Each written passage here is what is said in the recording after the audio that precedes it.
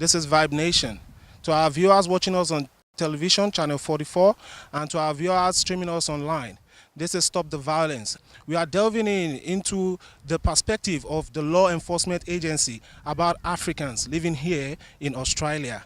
And we're also going to be looking at the lifestyle of African Americans living here and talking to a gentleman who is an educator here in Australia of African American background. And also, we're going to be checking out Africa Reborn International, and we will be talking to Tony ETC, the pioneer of Africa Reborn International, and they are going to be telling us about the plans they've got for Africa and Australia by building a bridge between both continents and between both people.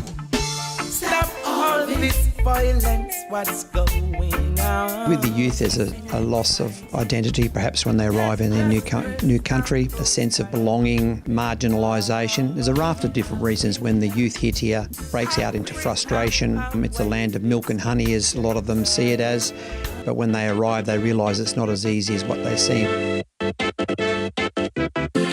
Nidal Abu Kalam Saeed. I am a representative for the Perth Sudanese Youth Group.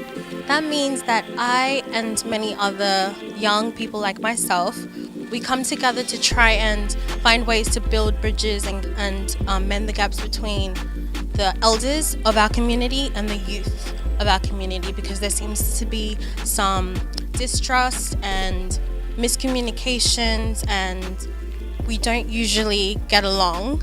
So we decided to come together to have a way to try and unite each other and recognize that it is important for us to stay together. Unique thing about it when I got here, particularly when I came to Australia, coming from America. I mean, America, and who hasn't visited America, be like Africa and England and other places, there's the upper class in the sense, and there's the middle class, and there's the lower class. And I got here, and this was 1997, so I've been here almost 20 years. Different cultures live in different societies. For example, in Cottesloe, you have a range of different cultures, Leeming, Applecross, Balga, it's mixed. It's not just blacks or whites or Mexicans or Hispanics or Philippines or Africans. It's anybody can live anywhere they like. It doesn't matter. Right next door to you could be a millionaire, you don't know. Or it could be a person doing government housing. We don't know.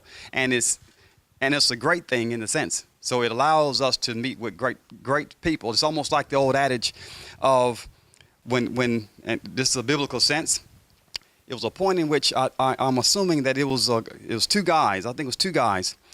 The person at the gate evaluated both of them.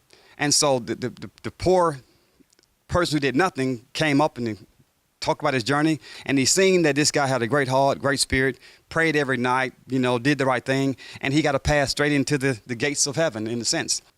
The rich man came up and said the same thing. He went through his journey and looked at things, and he's like, well, you don't make it. You won't make it through the gates. He said, well, why don't I make it when you just let this guy go through who actually did nothing? I gave to the poor. I gave money. I flew people over here. I bought presents for the needy. And he says, well, look, I never knew you. And it didn't come with a good heart. You were doing it for self-gloating. You weren't doing it because you really wanted to do it. You were doing it to make yourself feel good, to make yourself feel important. And so that is what we can see. So people cannot be, I guess, trying to do it, but just being good within.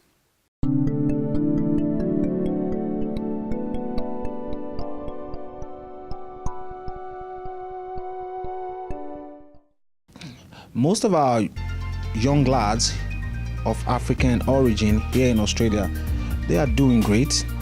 They are doing good. They respect themselves.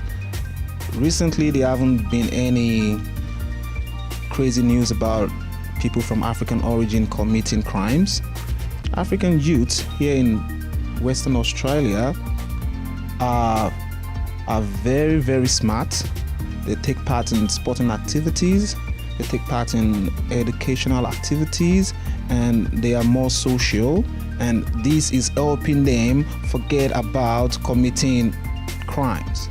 So because they engage themselves in social activities, educational activities, then this takes their thoughts and thinking away from engaging in criminal activities, which I really applaud every African youth living in Western Australia for, because in my own perspective, I've seen a lot of African youths engage themselves to become a better personality, to become a better person, and they are good ambassadors of the African continent.